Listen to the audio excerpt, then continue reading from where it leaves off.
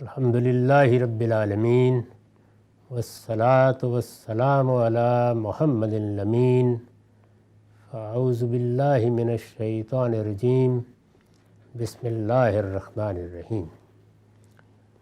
خواتین و حضرات، ہم سورہ توبہ کی آیت 102 سے سورہ کا مطالعہ شروع کر رہے ہیں۔ یہ دینونت کی سورہ ہے، جزا و سزا کی سورہ۔ اس میں مختلف جماعتوں اور گروہوں کو سامنے رکھ کر اللہ تعالیٰ نے اپنا فیصلہ سنایا ہے۔ یہ اسی فیصلے کی ایک جھلک ہے جو دنیا میں دکھا دی گئی، جو اللہ تعالیٰ قیامت میں سب انسانوں کے لیے صادر فرمائیں گے۔ اب تک جن لوگوں پر گفتگو ہو چکی ان میں مشرکین تھے، ان میں اہل کتاب تھے جنہوں نے رسول اللہ صلی اللہ علیہ وسلم کا انکار کر دیا، منافقین بہت تفصیل کے ساتھ زیر بحث آئے ہیں، مختلف پہلوؤں سے شہری منافقین، بدوی منافقین پر گفتگو ہوئی، اور یہ بتا دیا گیا کہ اس دنیا میں چونکہ اللہ کا ضابطہ یہی ہے کہ جب تک ظاہر کے لحاظ سے بات بالکل متعین ہو کر سامنے نہ آ جائے وہ باطن کی بنیاد پر سزا نہیں دیتا۔ باطن کی بنیاد پر سزا کا معاملہ قیامت میں ہوگا، اور وہاں باطن کو نمایاں کر کے نکال کر سامنے رکھ دیا جائے گا، پھر کسی کے لیے انکار کی گنجائش نہیں رہے گی۔ یہ بات بھی واضح کر دی گئی کہ مختلف مراحل میں یہ پیش نظر رہا ہے کہ ان کا نفاق واضح ہو جائے، اور یہ بھی پیش نظر رہا ہے کہ انہیں تنبیہ ہو، یہ سچے مسلمان بنیں، یہ مخلصانہ طریقے سے دین پر عمل کریں۔ لیکن اگر یہ اپنی اسی روش پر قائم رہتے ہیں تو جلد یا بدیر اب آخری مرحلہ آ گیا ہے، ان کا نفاق ظاہر ہوگا، اور پھر یہ تمہارے ہاتھوں سے بھی سزا پائیں گے، اور اللہ تعالیٰ بھی مرنے کے بعد ان کی سزا ان کی قبری سے شروع کر دے گا، اور وہ دن بھی آئے گا کہ جب یہ دردناک عذاب کی طرف لوٹا دیے جائیں گے۔ ان سب گروہوں کے مقابلے میں رکھ کر یہ بتایا گیا کہ وہ کون سے لوگ ہیں جو رسول اللہ صلی اللہ علیہ وسلم کی جماعت میں سے اسی دنیا میں جنت کی بشارت حاصل کر رہے ہیں۔ ان کے اوصاف بھی بتا دیے گئے کہ وہ لوگ ہیں کہ جنہوں نے سبقت اختیار کی، سب سے پہلے ایمان لائے، اسلام کے تقاضے پورے کرنے کے لیے آگے بڑھے، ہجرت کا موقع آیا تو ہجرت کی، اپنا گھر بار چھوڑا، اور اس کے بعد اگر انصار میں سے کچھ لوگوں نے یہی توفیق پائی تو انہوں نے مدد کی، وہ ساتھ کھڑے ہوئے، انہوں نے اپنے دروازے کھولے، اللہ کے پیغمبر کے ساتھ کھڑے ہو کر انہوں نے دین کی خدمت کی۔ اسی طرح یہ بھی بتا دیا گیا کہ یہ مہاجرین و انصار اور یہ سبقت رکھنے والے لوگ، یہ تو بہرحال اس امت کے گلے سرسبد ہیں۔ جن لوگوں نے مخلصانہ طریقے سے ان کی پیروی کی ہے ان کے لیے بھی یہی بشارت ہے، یہی اجر ہے، اور دنیا ہی میں اعلان کر دیا گیا کہ یہ سب کے سب لوگ ہیں جن کے لیے جنت کا فیصلہ ہو گیا۔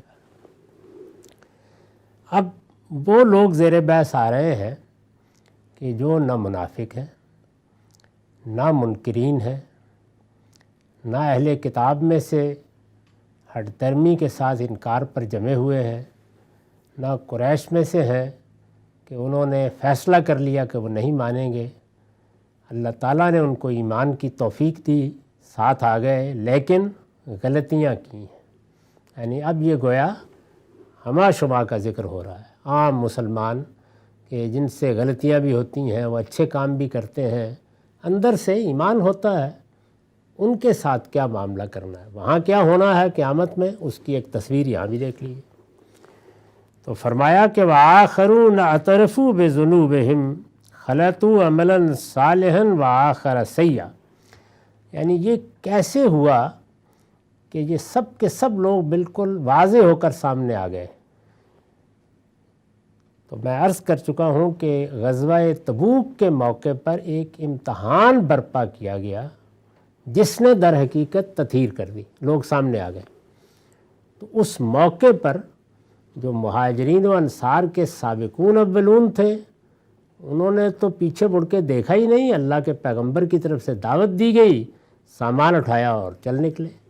ہم پیچھے دیکھ چکے ہیں کہ ان میں سے تو یہ بھی ہوا کہ جب یہ کہا گیا کہ مال پیش کرو تو یہی موقع ہے جب سیدنا صدیق نے پورا مال پیش کر دیا، سیدنا عمر اپنا آدھا مال لے کے آ گئے، لوگوں نے اپنی طرف سے کوئی کسر نہیں چھوڑی۔ تو وہ لوگ تو بالکل نمایاں تھے، ان کے بارے میں کوئی سوال نہیں تھا۔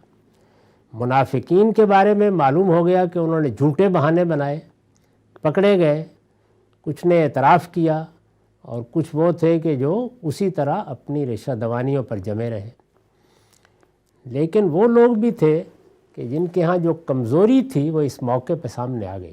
یعنی جب انسان غلطیاں اور کوتاہیاں بھی کرتا ہے تو ظاہر ہے کہ امتحان کے موقع پر ہی واضح ہوتا ہے کہ اس میں کیا کمزوری ہے۔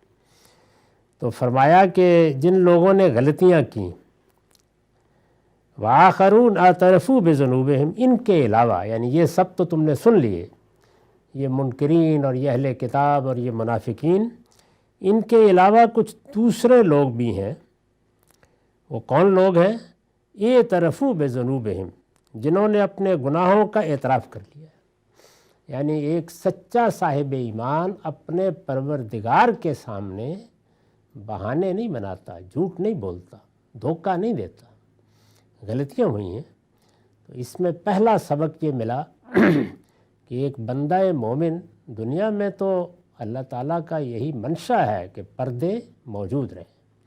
اللہ نہیں چاہتا کہ لوگ اٹھے اور اٹھ کے جا کے کسی پادری کے سامنے یا برہمن کے سامنے یا مولوی صاحب کے سامنے اعتراف کریں۔ یہ اعتراف اللہ کے سامنے اعتراف ہے، لیکن اگر غلطی ظاہر میں ہوئی ہے تو ظاہر پیغمبر کے سامنے اعتراف ہوگا۔ تو یہ وہ لوگ تھے کہ جنہوں نے اللہ کی بارگاہ میں اپنی غلطیوں کا اعتراف کیا۔ اب ہم اپنے پروردگار کے حضور میں دعا کرتے ہیں، غلطی ہوتی ہے تو رجوع کرتے ہیں، توبہ کرتے ہیں۔ یہ در حقیقت وہی صنف ہے، وہی قسم ہے کہ جس میں غلطیاں ہوتی ہیں تو ایک سچا صاحب ایمان اعتراف کرتا ہے۔ اسی پر مبنی ہے وہ بات کہ اللہ تعالیٰ کسی توحید پر ایمان رکھنے والے کو جہنم میں نہیں ڈالیں گے۔ کیوں؟ اس لیے کہ توحید پر اگر ایمان فی الواقع ہے تو پھر غلطی ہوگی تو ہر حال میں اعتراف ہوگا، ہر حال میں توبہ ہوگی، ہر حال میں رجوع ہوگا، بار بار غلطی ہوگی، بار بار اعتراف ہوگا۔ تو سب سے پہلی چیز جو یہاں بیان کی وہ یہ کہ وہ یہ کون لوگ ہیں؟ انہوں نے بہانہ نہیں بنایا، جھوٹ نہیں بولا، یہ اعترفوا بذنوبہم، انہوں نے اعتراف کر لیا۔ اس وقت پیغمبر کے سامنے اعتراف ضروری تھا، وہ کر لیا۔ اگر پیغمبر نہ ہوتے تو اپنے رب کے سامنے کرتے اپنی غلطیوں کا۔ وآخرون اعترفوا بذنوبہم، اور ان کے علاوہ کچھ دوسرے لوگ بھی ہیں جنہوں نے اپنے گناہوں کا اعتراف کر لیا ہے۔ یہ کون لوگ ہیں؟ خلطوا عملا صالحا وآخر سیئا، انہوں نے ملے جلے عمل کیے تھے، کچھ بھلے کچھ برے۔ عام لوگوں کا یہی حال ہوتا ہے، یعنی وہ نیکیاں بھی کرتے ہیں، خیر کے کام بھی کرتے ہیں، انفاق بھی کرتے ہیں، نماز بھی پڑھ لیتے ہیں، اللہ کو یاد بھی کر لیتے ہیں، پھر ان سے کوتاہیاں بھی ہوتی ہیں، کبھی ذاتی زندگی میں، کبھی کاروباری زندگی میں، کبھی سیاسی زندگی میں۔ دیکھیے کتنی عمدہ تعبیر ہے، خلطوا عملا صالحا وآخر سیئا، انہوں نے ملے جلے عمل کیے تھے، کچھ بھلے اور کچھ برے۔ اس طرح کے لوگوں کے معاملے میں اللہ کا فیصلہ کیا ہے؟ عسى اللہ ان یتوب علیہم، اعتراف کر لیا نا، توبہ کر لی، تو فرمایا کہ امید ہے کہ اللہ ان پر عنایت فرمائے، یعنی اللہ تعالیٰ عنایت فرمائے۔ اس میں بھی بہت غیر معمولی طریقے سے اور بڑے ایجاز اور بڑی بلاغت کے ساتھ یہ بتا دیا ہے کہ بندہ جس وقت معیار پر بالکل پورا اترتا ہے پھر تو اس کا حق ہے کہ اس کی مغفرت کر دی جائے، لیکن جس وقت وہ غلطی کر دیتا ہے تو اب وہ اللہ کے رحم پر ہوتا ہے، اور یہی ہونا بھی چاہیے۔ تو اس میں اللہ تعالیٰ کی طرف سے گرفت تو ہو سکتی ہے، اس لیے کہ وہ کسی جرم پر گرفت کرنا چاہے گا اپنی حکمت کے مطابق تو وہ حق رکھتا ہے، بندے کا کوئی حق نہیں قائم ہو گیا، لیکن اللہ تعالیٰ کی طرف سے امید کیا رکھنی چاہیے؟ گرفت کی اندیشہ تو ہوتا ہے نہیں، رحمت کی۔ تو اس کو خود بیان کیا، عسى اللہ ان یتوب علیہم، وہ امید رکھیں اللہ ان پر عنایت کرے گا، امید ہے کہ اللہ ان پر عنایت فرمائے۔ کیوں؟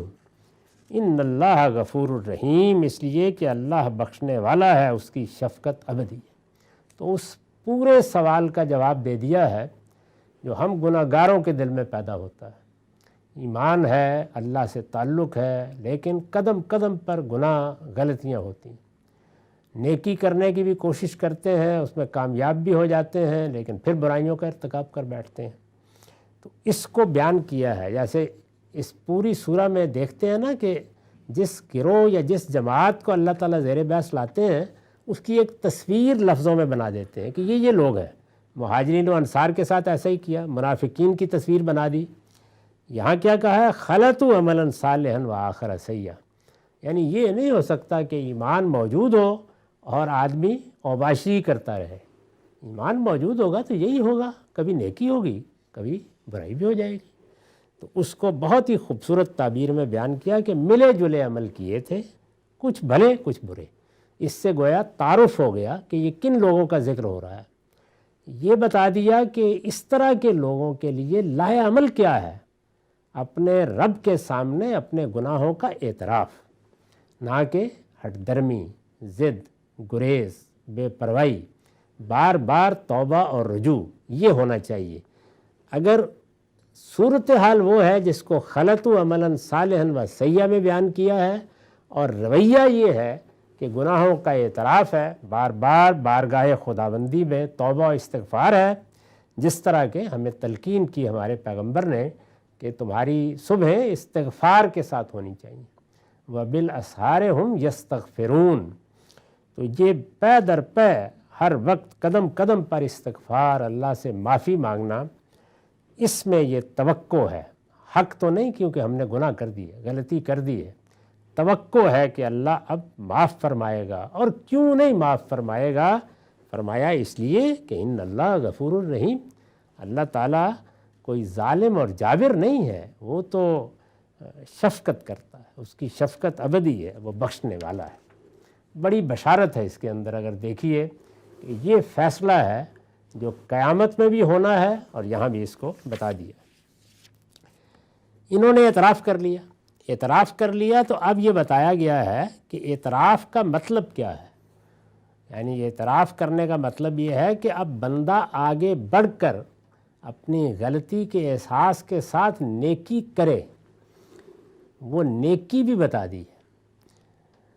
خذ من اموالہم صدقہ، تم ان کے مالوں کا صدقہ قبول کر لو۔ یعنی اب انہیں کرنا کیا چاہیے؟ انہیں کرنا یہ چاہیے کہ اللہ کی راہ میں انفاق کریں۔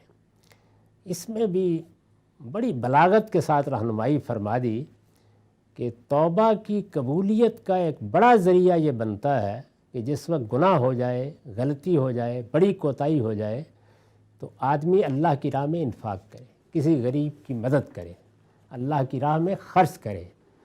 وہ خرچ ظاہر ہے ہر آدمی اپنی استطاعت اور اپنی استعداد کے لحاظ سے کرتا ہے، کوئی آدمی لاکھوں کر سکتا ہے اور کوئی 2 پیسے ہی کر سکتا ہے، اور ممکن ہے کہ کسی کے پاس کچھ بھی نہ ہو تو وہ کسی نیکی اور خیر اور خدمت کے کام میں وقت ہی دے دیتا ہے۔ تو انفاق کی جتنی صورتیں ہو سکتی ہیں وہ توبہ اور اعتراف کے ساتھ اللہ کی رحمت کو متوجہ کرنے کا ذریعہ بنتی ہیں۔ تو سب سے پہلے یہ جو لوگ ہیں ان کے بارے میں نے جو حاشیہ لکھا ہے وہ سن لیجیے۔ یہ لوگ منافق نہیں تھے، منافقوں کا ذکر اوپر ہو گیا، تاہم کمزوریوں میں ضرور مبتلا تھے۔ یعنی کمزوری اچانک نہیں آتی سامنے، یہ تبوک کا معرکہ ہوا اور کمزوری سامنے آ گئی۔ زیادہ تر لوگوں کے ہاں وہ کمزوری پہلے سے ان کے علم و عمل کے اظہار میں ہوتی ہے، اسی کا ظہور ہوتا ہے کسی آزمائش کے موقع پر۔ یہ لوگ منافق نہیں تھے، تاہم کمزوریوں میں ضرور مبتلا تھے، چنانچہ تبوک کے موقع پر بھی ان سے کمزوری صادر ہوئی۔ یعنی وہ جب امتحان کا وقت آیا تو جو اندر کمزوری تھی وہ باہر آ گئی، لیکن جیسے ہی متنبع کیے گئے، اب اللہ تعالیٰ نے بہت سخت تنبیہ کی اس سورہ میں، تو جب متنبع کیے گئے انہیں سخت ندامت ہوئی اور باتیں بنانے کی کوشش کرنے کے بجائے انہوں نے صدق دل سے اپنی غلطی کا اعتراف کر لیا، یعنی انہوں نے آ کے کہہ دیا کہ ہم سے فی الواقع غلطی ہوئی، ہم اس امتحان میں پورے نہیں اتر سکے، ہم سے کوتاہی ہو گئی۔ روایتوں میں بیان ہوا ہے، یعنی کس درجے میں اعتراف کیا، روایتوں میں بیان ہوا ہے کہ بعض لوگوں نے یہاں تک کیا کہ اپنے آپ کو مسجد نبوی کے ستونوں سے باندھ لیا اور کہا کہ ہم پر خواب و خور حرام ہے، ہم کھانا نہیں کھائیں گے، پانی نہیں پئیں گے جب تک اللہ اور رسول کی طرف سے معاف نہ کر دیا جائے، یعنی اعتراف اس درجے میں کیا، معافی اس طرح مانگی۔ انہیں بشارت دی گئی ہے کہ ان کے اعمال اچھے رہے تو امید ہے کہ اللہ ان کی توبہ قبول فرمائے گا، یعنی توبہ اگر اس جذبے سے مانگی گئی ہے، رجوع اس طرح کیا گیا ہے اور آگے کے لیے رویہ ٹھیک کر لیا ہے، تو اللہ بڑے سے بڑے گناہ کی توبہ کو بھی توقع رکھنی چاہیے کہ قبول کر لے گا۔ اس سے قیامت کی جزا و سزا کو بھی سمجھا جا سکتا ہے، چنانچہ اسی طرح کے لوگ ہیں جن کے بارے میں توقع کی جا سکتی ہے کہ وہاں بھی کسی سزا کے بغیر ہی معاف کر دیے جائیں گے، یعنی یہ نہیں ہے کہ ان کو جہنم میں ڈالا جائے گا، کچھ سزا دی جائے گی، یہ ان لوگوں کا بیان ہوا ہے جن کو وہاں بھی سزا کے بغیر معافی ملنے کی امید رکھنی چاہیے۔ یہ بتا دیا کہ یہ کون لوگ ہیں اور ان کا رویہ کیا رہا، غلطیاں البتہ ان سے ہوئیں، گناہ ان سے ہوئے۔ تو آگے میں عرض کر رہا تھا کہ یہ فرمایا کہ خذ من اموالہم صدقہ، یہ یاد ہوگا کہ چونکہ جزا و سزا کا موقع ہے تو منافقوں کو کیا سزا دی گئی، فرمایا گیا نہ اب یہ آ کر کہیں کہ ہم نے جہاد کے لیے نکلنا ہے تو ان کے نکلنے کو قبول کیا جائے گا، نہ ان کے صدقات قبول کیے جائیں گے، نہ ان کے لیے پیغمبر دعا کریں گے، نہ ان کا جنازہ پڑھیں گے، نہ ان کی قبر پر بھی بعد میں کھڑے ہو کر ان کے لیے کوئی خیر کا کلمہ کہیں گے۔ یہ اندازہ نہیں کر سکتے آپ کہ جہاں خدا کا رسول دنیا میں موجود ہو تو ایک چھوٹی سی بستی میں یہ کیا سزا ہے، آخری درجے کی سزا، یعنی اگر کوڑے بھی مارے جاتے تو اس سے بھی بڑی سزا ہے جو دے دی گئی، یہ منافقین کی سزا تھی۔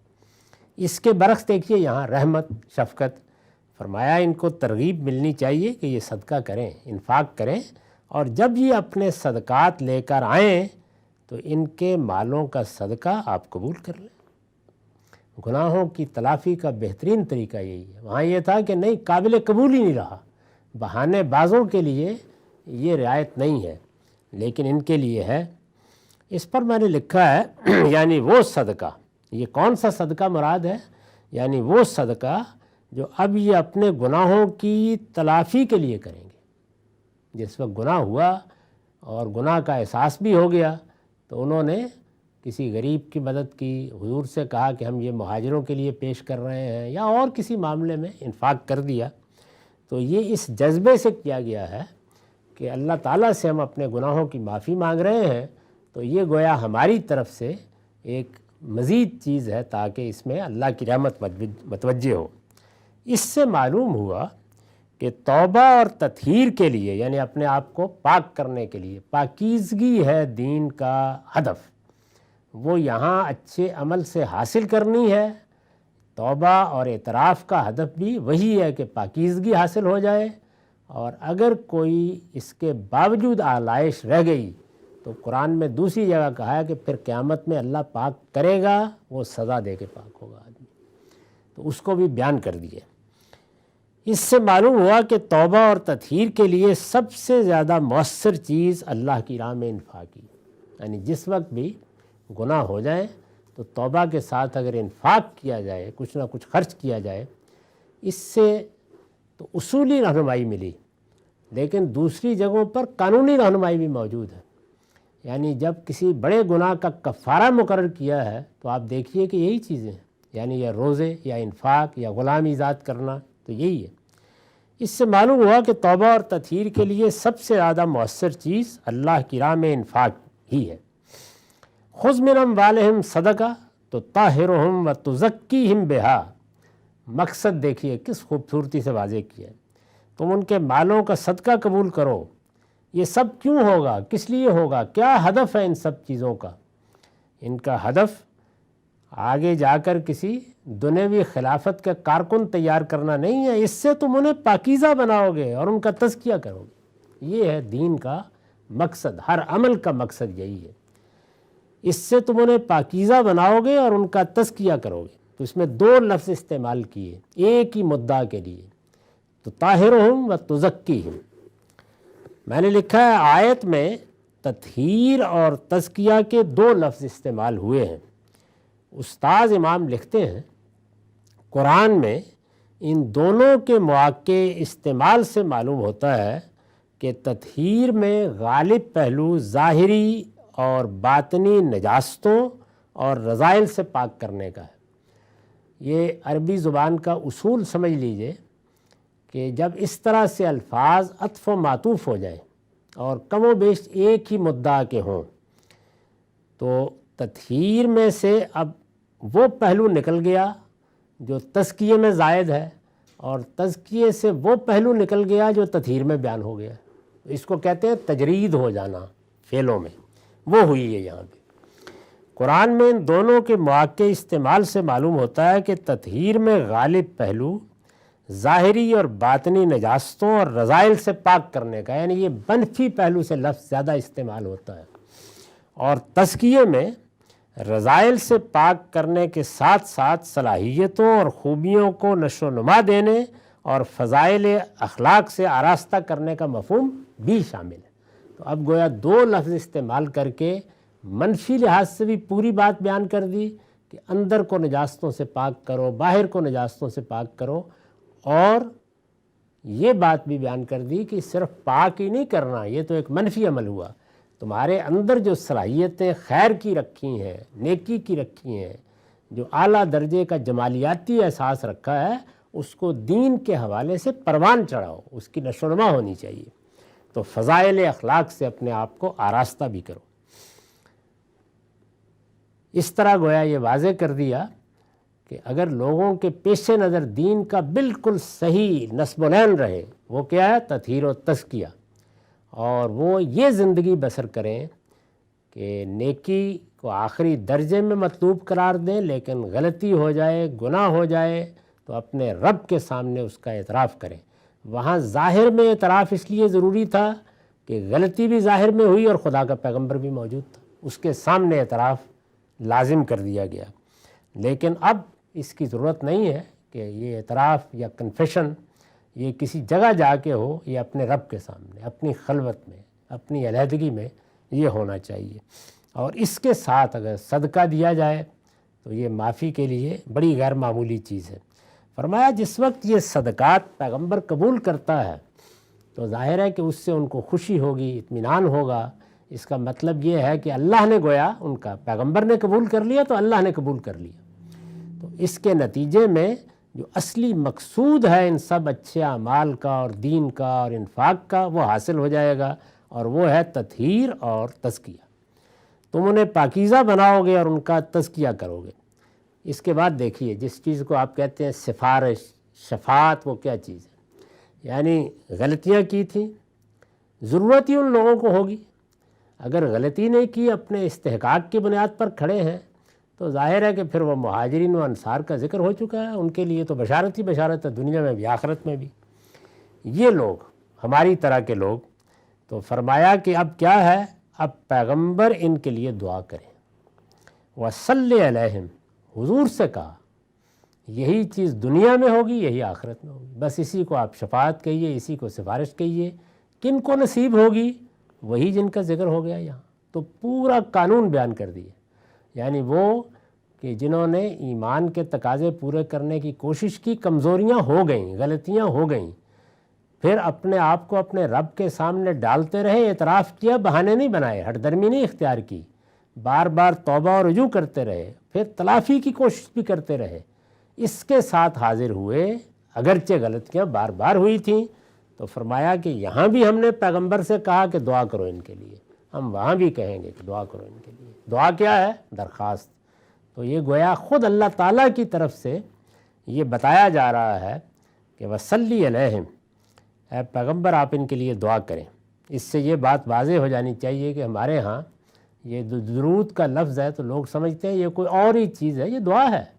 یعنی جب وہ حضور کے لیے کی جاتی ہے تو اس کے لیے صلاۃ یا یہ لفظ استعمال کیا جاتا ہے، اس کا فارسی ترجمہ کر دیا لوگوں نے درود۔ تو صلی علیہم یہ حضور کو کہا گیا ہے کہ مسلمانوں کے لیے جن سے غلطیاں ہوئی ہیں آپ دعا کریں، صلی علیہم، دعا کریں ان کے لیے۔ فرمایا کہ یہ دعا، یعنی یہ بات تو نہیں کہی کہ اس دعا کے نتیجے میں کیا کروں گا، اس کی تو امید دلا دی کہ میں مغفرت کرنے والا ہوں، بخشنے والا ہوں، امید رکھو معاف کر دوں گا، لیکن وعدہ نہیں کیا۔ البتہ دنیا میں اس سے کیا حاصل ہوگا؟ فرمایا ان صلاتک سکن لہم، اس لیے کہ تمہاری دعا ان کے لیے وجہ تسکین ہوگی۔ یہ انسانی فطرت کا بالکل ٹھیک لحاظ ہے، اور اسی جذبے کے ساتھ ایک بندہ مومن اپنے پیغمبر سے درخواست کرتا ہے اور ان کی خوشنودی حاصل ہو، وہ خوش ہو جائیں، ان کی رفاقت میسر ہو، تو یہ وجہ تسکین ہوتی ہے بندے کے لیے۔ اس لیے کہ تمہاری دعا ان کے لیے وجہ تسکین ہوگی۔ اس کے بعد دیکھیے کیا کمال کیا ہے، یہ کہا کہ دعا وجہ تسکین ہوگی، اور آگے کہا واللہ سمیع علیم، یعنی جب یہ اعتراف کریں گے، یہ توبہ کریں گے، تم دعا کرو گے تو کیا خیال ہے کہ ہم نے کوئی کان بند کیے ہوئے ہیں؟ اللہ سب کچھ سننے والا اور جاننے والا ہے۔ تو اس میں بڑی بشارت اور بڑا ہی پرلطف انداز ہے، جس میں گویا ان کو ابھارا ہے کہ آگے بڑھو، اور جب یہ سب ہوگا تو پھر دیکھو پروردگار کیا کرتا ہے۔